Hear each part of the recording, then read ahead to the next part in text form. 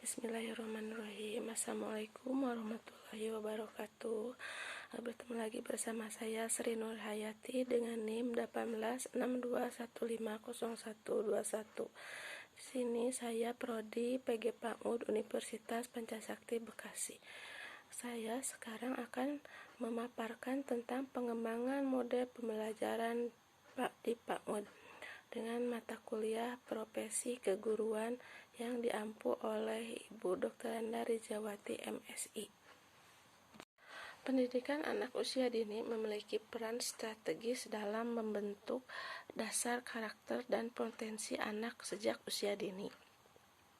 Namun dalam perkembangannya, PAUD dihadapkan pada berbagai tantangan yang kompleks, termasuk perubahan dinamika sosial, ekonomi, dan teknologi yang terus berkembang pesat.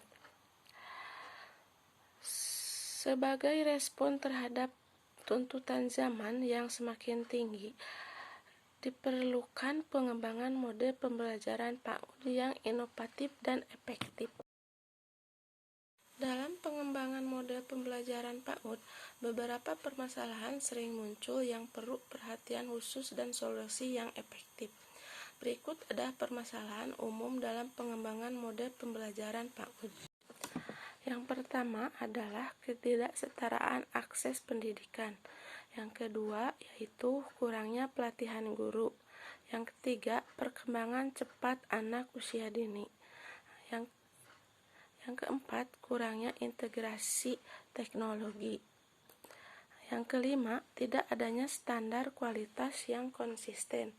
Dan yang keenam, kurangnya penekanan pada pengembangan keterampilan abad ke-21. Yang terakhir adalah kesulitan menghadapi berkebutuhan khusus. Teori perkembangan PAUD. Pada usia dini, anak-anak mengalami pertumbuhan dan perkembangan yang sangat pesat dalam berbagai aspek kehidupan mereka. Beberapa teori perkembangan anak usia dini yang paling terkenal adalah dari teori-teori Jean Piaget, Erik Erikson, Lev Vygotsky, dan Howard Gardner. Yang pertama, teori Piaget tentang tahap-tahap perkembangan kognitif.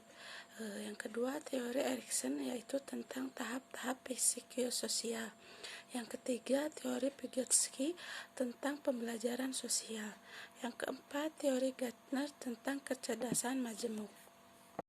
Prinsip-prinsip pembelajaran anak usia dini. Yang pertama, pembelajaran berbasis pengalaman. Yang kedua, pembelajaran aktif dan bermain. Yang ketiga, kolaboratif dan sosial. Yang keempat, pembelajaran berpusat pada anak. Yang kelima, penggunaan materi dan aktivitas yang relevan. Yang keenam, pemberian umpan balik yang positif. Yang ketujuh, fasilitas eksplorasi dan penemuan. Kedelapan, pembelajaran terpadu. Kesembilan, keberagaman dan inklusivitas. Dan yang terakhir, pengembangan keterampilan abad ke-21.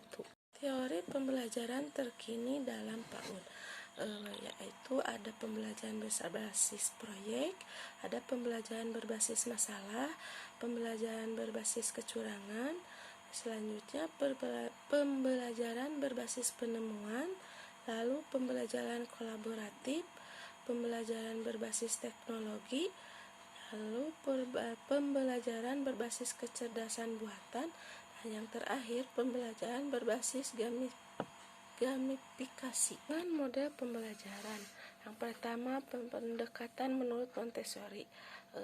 Ciri-cirinya yaitu lingkungan dan persiapan yang terorganisir, lalu pembelajaran mandiri dan pengembangan kemampuan motorik. Yang kedua, pendekatan Reggio Emilia.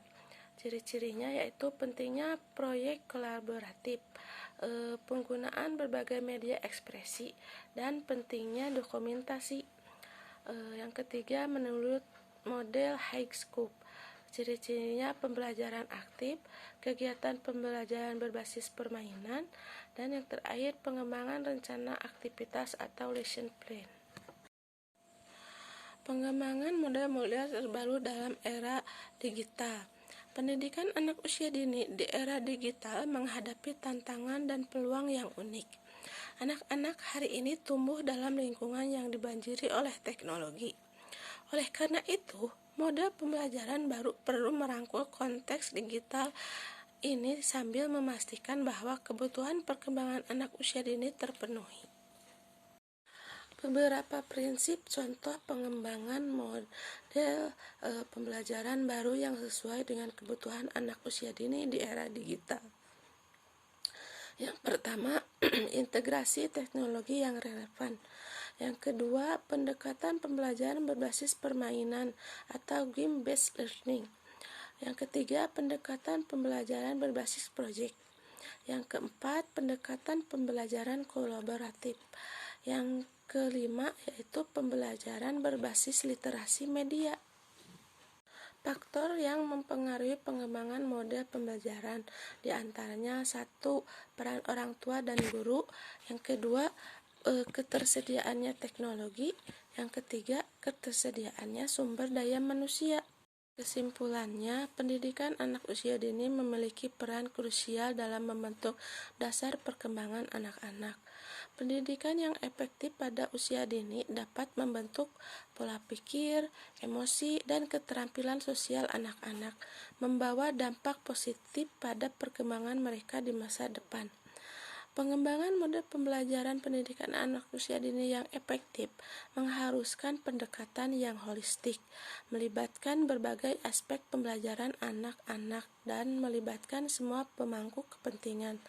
Dengan memahami teori perkembangan anak dan menerapkan prinsip-prinsip pendidikan yang sesuai, kita dapat menciptakan lingkungan pembelajaran yang membangun dasar yang kuat bagi generasi mendatang. Terima kasih telah menyimak pemaparan dari saya. Mohon maaf masih banyak kekurangan. Billahi taufiq wal hidayah. Wassalamualaikum warahmatullahi wabarakatuh.